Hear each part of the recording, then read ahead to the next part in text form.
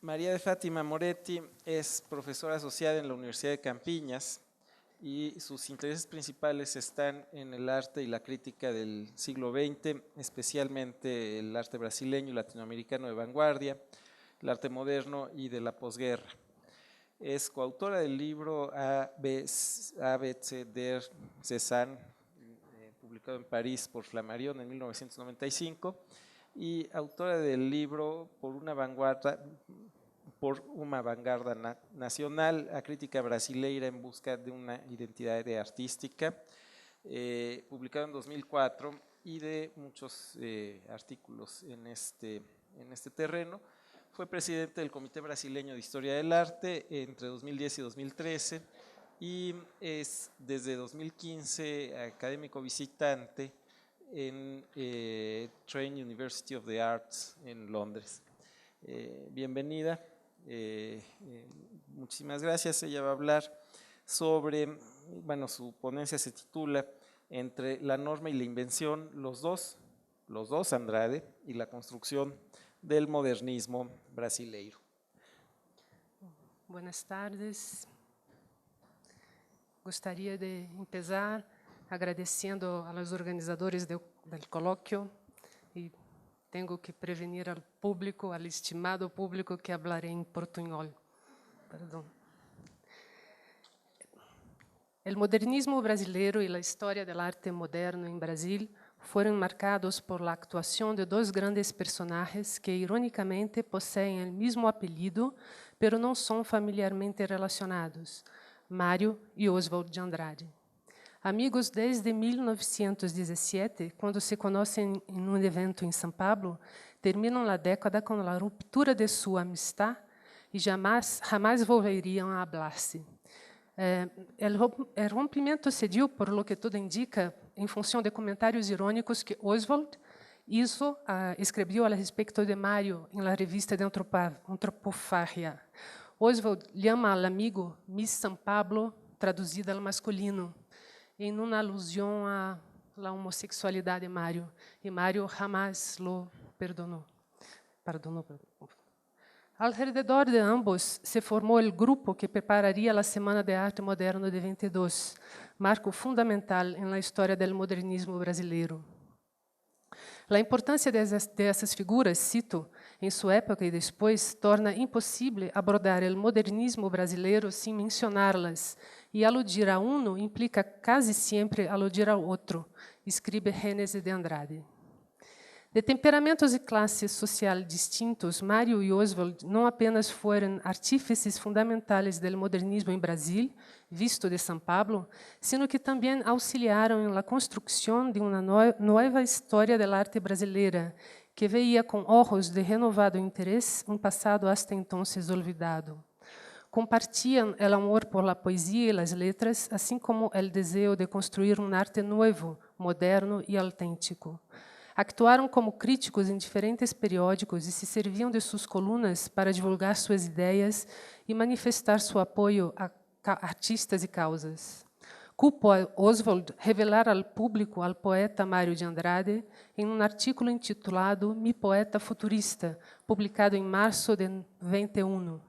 Mário, contudo, logo refutará el epípeto, afirmando não aferrar-se a escola alguna. A início dos anos 20, ambos pregonaram abertamente a ruptura com o passado imediato e clamaram a atualização da arte brasileira com as vanguardas europeias, sem que o término moderno fosse, todavia, claramente determinado. Em seguida, se comprometeram com a defesa de uma poesia de exportação, palavras de Oswald, e com a construção de um programa de emancipação cultural, calcado em la afirmação de nossos traços culturais.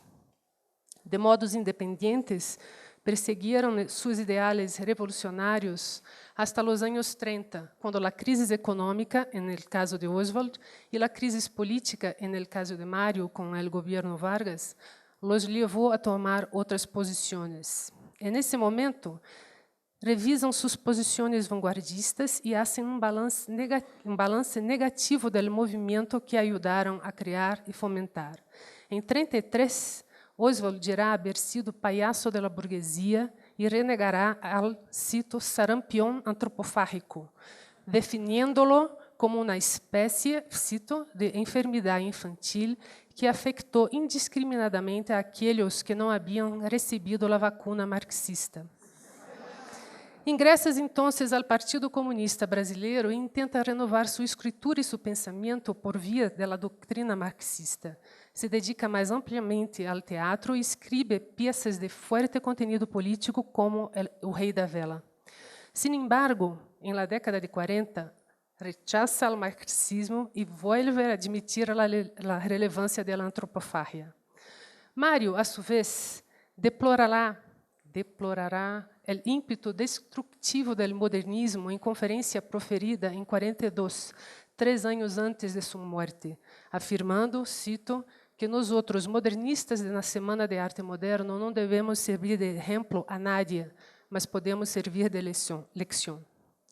Em comparação a Oswald, Mário teve uma atuação mais dilatada, diversificada, que abarcou vários campos da arte e da cultura. Foi poeta, cronista e novelista, crítico de arte e de literatura, musicólogo e investigador do folclore brasileiro, ademais de professor e fotógrafo amador. Mantuvo extensa correspondência cuidadosamente conservada com artistas e intelectuais brasileiros, em que discute arte e estética, orienta, aconseja, aponta caminhos. São vários os exemplos de sua tentativa de condução del movimento, seja em textos de cunho teórico, seja em documentos de caráter privado. Cito aqui só um exemplo, uma carta de 24, em que aconselha ao jovem poeta Carlos Drummond de Andrade a lançar-se a um brasileirismo independente dos valores europeus. Recatado, metódico, minucioso, Mário também empreendeu um trabalho de documentação sobre a arte e a cultura brasileiros de grande relevância. Jamais saiu do país, mas hizo diversos viajes de estudo por el Brasil. Ademais de participar da caravana modernista, é assim que se diziam, que acompanhou ao poeta Blaise Cendrars, que está no meio de lá, a Rio de Janeiro e às cidades históricas de Minas em 24, juntamente com Oswald e Tarsila, entre outros, Mário realizou 2 viagens etnográficos ao norte do Brasil, em 27 e 28, e organizou uma expedição que recolectou amplo material sobre danças, leyendas, cantigas e rituais populares tradicionais no norte e nordeste do país. Em los anos 30, participou em la fundação do Departamento de Cultura da cidade de São Paulo, que dirigiu entre 34 e 36, e elaborou o anteprojeto para a criação do Serviço del Patrimônio Histórico Nacional. Seus textos sobre barroco possibilitaram, sobre arte barroco, possibilitaram, arte barroco brasileiro, possibilitaram uma revisão de nosso passado, lançando nova luz sobre artistas e monumentos então olvidados, como Aleijadinho. Seu desejo de construir uma teoria sobre o Brasil lo leva, contudo, a proponer um modelo de interpretação normativo de caráter totalizador. Projeta uma unidade para o arte brasileiro e reordena nosso passado e presente, excluindo a lo que, a seu ver, não deve ser tomado como modelo paradigma. Considerava o barroco mineiro, entre todos os barrocos brasileiros das regiões do Brasil, considerava o barroco mineiro uma contribuição original à história da arte universal, um verdadeiro estilo, cito, equiparando-se, do ponto de vista histórico, ao egípcio, ao grego, ao gótico. E veia Aleijadinho como um artista genial, puro, o herói fundador da nacionalidade. Como observa Tadeu Chiarelli, o arte de Aleijadinho para Mário de Andrade era a tradição possível de ser resgatada para validar a própria existência da arte modernista, aún em devenir em grande parte. E Chiarelli escreve que considera Mário um modernista que desejava reatar com o Brasil anterior ao século XIX, porque a arte acadêmica para eles era uma importação de modelos. E o barroco não. Nascido em 1893, de uma família de classe média, Mário tuvo educação esmerada, se graduou no Conservatório Dramático e Musical de São Paulo e pretendia seguir a carreira de pianista, mas um tremor constante em las manos, adquirido depois da morte trágica de um de seus irmãos, lhe impediu realizar seu sonho. Se sumergiu em la poesia e publicou seu primeiro livro de poemas em 17, aún bajo la influência de corrientes del passado.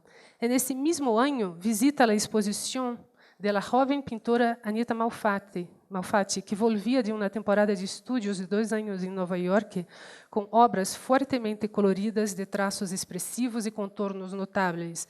E Mário tiene a revelação do arte moderno. O impacto foi forte. Segundo ele, amou todo o que viu, sem saber bem o porquê. Retornou à exposição repetidas vezes e, ao final, se aproximou ao artista para declarar sua intenção de adquirir, no futuro, porque ele não teria dinheiro nessa ocasião, o quadro El Hombre Amarelo. El Hombre Amarillo, o Hombre Amarelo. Mário se torna amigo de Anita e, ao longo dos anos, intentará actuar como sua consciência crítica, cobrando a retomada de suas experimentações estéticas mais radicais quando a pintora se alejava de los ideais vanguardistas do início de sua carreira, como nessas obras de los anos 20. Para Mário, isto era a pior das coisas que Anita podia ser. Segundo Eduardo Jardim, o contacto de Mário com Anita Malfatti foi fundamental, pois abriu ao escritor o acesso à cultura alemã contemporânea, muito pouco prestigiada em um ambiente de influência predominantemente francesa. Não obstante, cabe ressaltar que o interesse de Mário por el expressionismo não se deu por questões de estilo ou técnica, sino que por compartir de los mesmos ideais do movimento alemão que acompanhava de lejos, como a defesa de que o arte tiene um significado e uma dimensão coletivos. Isso é um ponto essencial do pensamento estético de Mário, para quem o arte é uma expressão interessada da sociedade e deve ter uma função maior que a simples criação de lo belo. Mário creia que o verdadeiro artista, fosse pintor, escritor ou músico, deveria ser representante de uma cultura local e pregonava a utilização por el artista culto de temas populares como forma de suprimir o abismo existente entre arte erudito e popular, entre as elites dominantes e o pueblo. Contrário aos excessos vanguardistas, rechaçaria o experimentalismo gratuito de las corrientes abstratas e se opondria a sua assimilação por los artistas brasileiros. Mas tampouco se deixou seduzir por las certezas do academicismo ou da militância política. Se o ênfase desmesurado em el subjetivo encobriria o destino socializador del arte, a submissão del artista a regras pré-estabelecidas ou a propósitos ideológicos resultava fatalmente em seu empobrecimento. A su ver, a superação do individualismo de los tiempos modernos solo seria plenamente alcançada por meio da aceitação de los ideales de la coletividade e del respeto a las determinações de ordem material del arte, en el caso de um pintor, a la realidade del quadro. Em la segunda mitad de los anos 20, Mário se mostra encantado por la obra de Lazar Segal, artista lituano que emigrou ao Brasil em 23, e escreve um artículo em que elogia seu domínio técnico e sua liberdade expressiva. Sin embargo, ao final dos anos 30, elige a Cândido Portinari como o artista moderno brasileiro por excelência. Em um ensaio escrito em 39, quando o artista já desfrutava de relativa fama, Mário loa sua instintiva humanidade, que não lhe permite perder-se em virtuosismos ou em fantasias personais excitantes, definindo-lo, isto é importante, como o mais moderno de los antiguos. Ele é um modelo de artista integralmente dedicado a sua arte, um vigoroso exemplo moral para quem não tem interesse na originalidade solo por el gusto de ser original. São palavras de Mário. Cabe recordar que Portinari encarnará como nenhum outro em la modernidade brasileira a figura del pintor histórico social. Su interesse por la pintura mural, por exemplo, refleja su deseo de educar ao público em los valores del arte moderno. Para tanto, busca temas que hablen a la inteligência e ao coração de todos. E não duda em recriar episódios fundamentais da história do Brasil, como aqui, retomando obras de artistas já consagrados, como a Primeira Missa del Brasil, de Vítor Meirelles. E acá são obras que Portinari hizo para o governo Vargas. Según Nelson Aguilar, Mário vê em Portinari o paradigma del pintor moderno, pois em ele o contenido prevalece sobre a forma e a tarefa del missionário se sobrepõe a la del pintor. Mário de Andrade considerava o arte como uma força viva da sociedade e, hasta o final de sua vida, defenderia a produção de arte brasileiro autônomo e voltado para o coletivo. Em entrevista concedida em 1944, afirma que sempre foi contra o arte desinteressado e que para ele o arte tem que servir. O artista não só deve, mas tem que desistir de si mesmo. Oswald, a sua vez, construiu para si a imagem del intelectual corajoso, que não apreciava as opiniões pouco comprometidas, sempre listo a manifestar sua aberta opinião, a hacer bromas e criar controvérsias, mesmo que fosse a custas de várias amistades. Bon vivant, sedutor incorrigível, se casou 5 vezes. Aristocrata, comunista, burguês e boêmio, sua figura multifacética e polêmica chegou a eclipsar sua obra. Sua vena satírica, sua crítica mordaz e seu espírito insumisso e irreverente construíram sua fama, mas também contribuíram em seu isolamento e rechaços posteriores.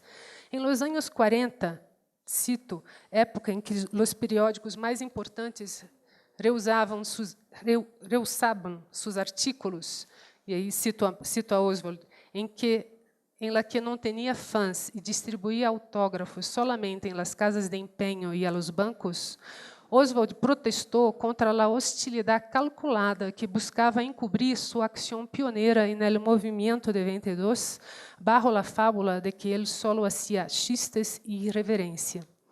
Em carta aberta ao jovem Antônio Cândido, que empreendia estudos sobre seu trabalho, recordou, e é verdade, que ele havia sido o único a responder em el preciso momento ao assalto desestrado com que Monteiro Lobato encerrou a carreira de Anita Malfatti, etc.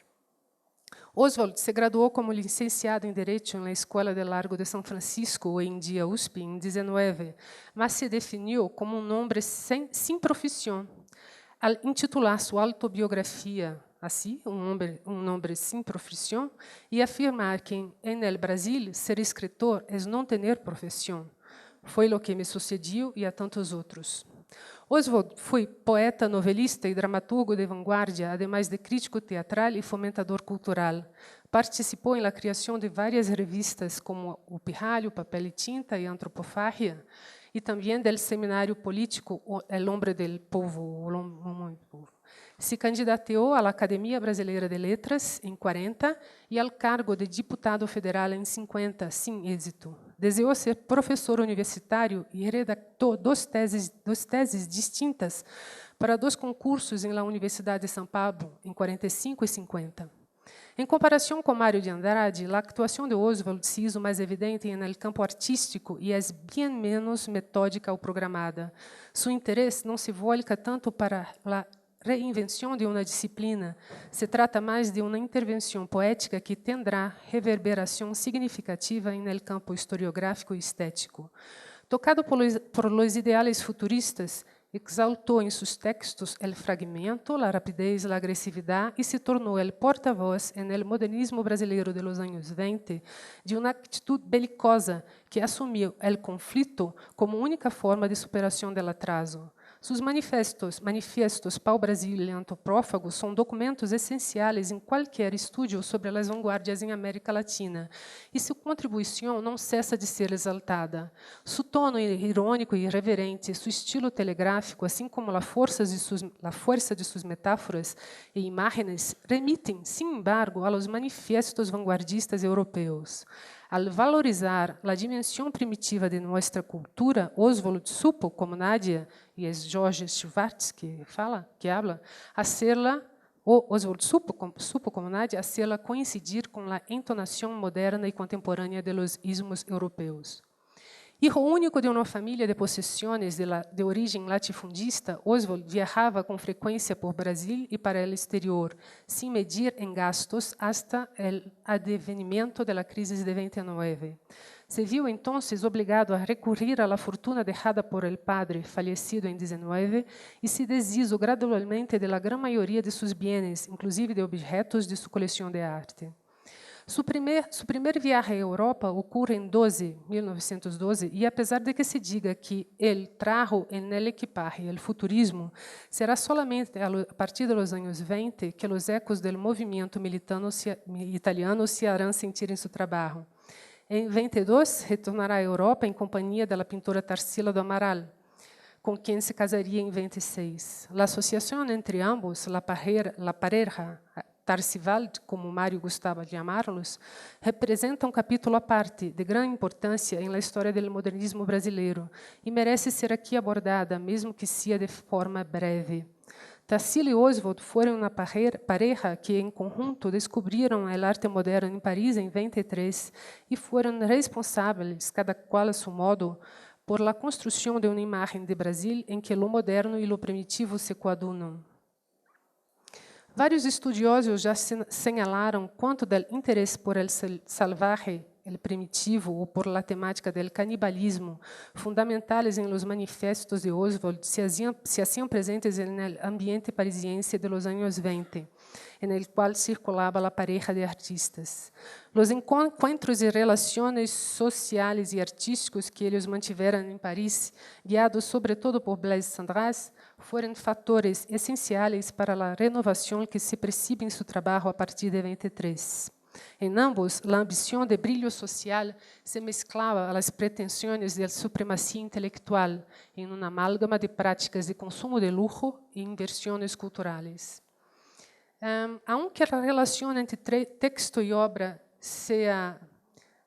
deva sempre ser hecha com cautela, muitas obras de Tarsila de los anos 20 parecem ilustrar com perfeição as ideias propagadas por Oswald em seus manifestos.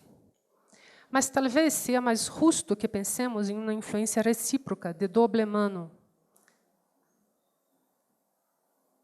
Tarsila. Cuenta a leyenda que Oswald, al receber como regalo de cumpleaños de Tarsila el quadro al cual daría un nombre de Abapuru, llama al escritor Raul Bopp e le disse, vamos a hacer un movimiento alrededor de este quadro. En el manifesto antropófago, Oswald retoma algumas das ideias contenidas no Manifesto Pau-Brasil, publicado 4 anos antes, en el qual proclamava a abolição de toda concepção erudita da obra e a recuperação de los elementos despreciados por la poesia nacional. Contudo, se en Manifesto Pau-Brasil predicava o retorno da originalidade nativa para acabar com todas as indigestões de sabedoria, o Manifesto Antropófago proclamava a absorção do inimigo para transformá-lo em tótem. Para Oswald, Brasil poderia oferecer algo de valor à civilização ocidental. Ele creía ser possível trilhar um caminho novo, original, que nos condujera a uma sociedade livre de condicionamentos alienantes, como proclama nestas frases. Oswald rompe assim com a visão romântica e idealizada del buen salvaje, celebrando el canibal tupi por seu poder transformador, por sua capacidade de criar a instabilidade, o conflito, em vez de resultado, uma conclusão ou síntese. Vou terminar aqui. Se a antropofagia de Oswald não obtuvo vitória sobre as outras propostas modernistas de interpretação da especificidade cultural brasileira no momento de sua elaboração ou em los anos imediatamente seguintes, marcados por um intenso comprometimento político, religioso e social no campo das artes, inclusive, como vimos, por parte de seu autor, ela foi certamente a que mais impactou afirmativamente as gerações futuras e o debate artístico nacional, em especial a partir dos anos 60. Oswald morre em 54 sem assistir ao reconhecimento pleno de sua obra. Sin embargo, ao final da década, seu trabalho vuelve a despertar o interesse de jovens artistas. A recuperação de sua obra e de suas ideias se dá primeiramente por los poetas concretistas paulistas, em especial os irmãos Augusto e Haroldo de Campos, que exaltam seu radicalismo estético. Sem abordar as revisões a que Oswald submeteu seu pensamento, consideram sua poesia revolucionária, exemplo maior da potencialidade de uma postura vanguardista em um país periférico. A fines de los anos 60, o conceito de antropofagia também serve de base para que os tropicalistas questionassem o paradigma nacionalista entonces vigente e demonstrassem que a noção de uma produção genuinamente nacional era desprovida de sentido. Em 67, estou terminando aqui, o montaje da pieza O Rei da Vela por el grupo de teatro Oficina, bajo a direção de José Celso Martínez Correa, se tornou um marco na recepção do trabalho de Oswald, impactando toda uma geração de intelectuais e artistas. Oswald será, então, compreendido como um autor visionário ao frente de seu tempo e se tornará um faro para as novas gerações. O último parágrafo. Oswald, el enfant terrible, devorador, ocupa hoje lugar de maior destaque no imaginário internacional sobre o Brasil, sobre o arte brasileiro. Em um cenário marcado por la dinâmica da globalização e por la tentativa de anulação das diferenças, a postura agressiva, ativa e altiva do antropófago parece apontar novos caminhos capazes de romper com a posição de subalterno. Sin embargo, o legado de Mário não deve ser deixado de lado, olvidado. A atualidade de Mário repousa em sua militância a favor da preservação do patrimônio artístico nacional, em seu interesse por la cultura popular e em sua atuação, apesar de pautada por a noção de sacrifício do artista, em sua atuação em prol da democratização da cultura em um país cuja divisão entre ricos e pobres, entre poderosos e despossuídos, talvez se haya atenuado, mas aún se hace fortemente presente. Graças e desculpas.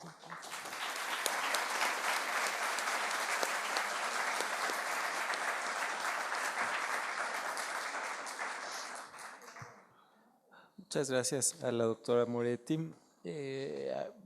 ¿Habría espacio para alguna pregunta? Sí, aquí abajo. Si pudieran traerle el micrófono. Gracias. Cuando Oswald habla de antropofagia, personalmente me recuerda a la antropofagia de los caribes, evidentemente en el Caribe, pero esta antropofagia se funda en algún tipo de etnia o grupo cultural en Brasil, y cómo es que existe la práctica de la antropofagia en eso. Sí. Y la segunda pregunta, bueno, como la pregunta encadenada esta es, ¿cómo explota el concepto de antropofagia? No me queda muy claro qué es lo que hace Oswald con ese concepto. Bom, a primeira pergunta é se Oswald leu, por exemplo, o livro de Hans Staden, que era um livro um pouquinho fantasioso sobre as práticas canibales na América do Sul. Se basa nessas ideias para defender a tese de que devemos, acá, onde está, eu me perdi, que se deve deglutir lo que viene aqui. Solo a antropofagia nos une contra a realidade social e opressora devemos ressaltar a potência, a força do Brasil primitivo. Então, esta ideia de deglutição, de comer, é também a ideia de que aquele que come tem força e se pode transformar em outro. Pero lo que se passou é que o manifiesto é de 28. Em 29 ocorre a crise econômica de la quebra da Bolsa de Nova York. E Oswald e Tarsila, os dois, perdem suas fortunas. Então, a ideia de antropofagia não segue desarrollando, ele não desenvolve esta ideia, compreendes? Só muito tempo depois é que volve a ser sentido para Oswald ele mesmo. Pero então, não sei, existo. Pero lo que queria dizer é que é uma ideia que se hace muito forte hoje em dia. Por exemplo, eu não pude ler aqui, pero em 98 houve uma Bienal de São Paulo que o hilo conductor foi a ideia de antropofagia como uma estratégia cultural de independência frente aos modelos estrangeiros. Pero em 28, 29 há silêncio a respeito desta ideia. Bueno, realmente estamos con el tiempo un poco justo. No sé si habrá algún otro comentario. De no ser así, le damos las gracias a Fátima Moretti.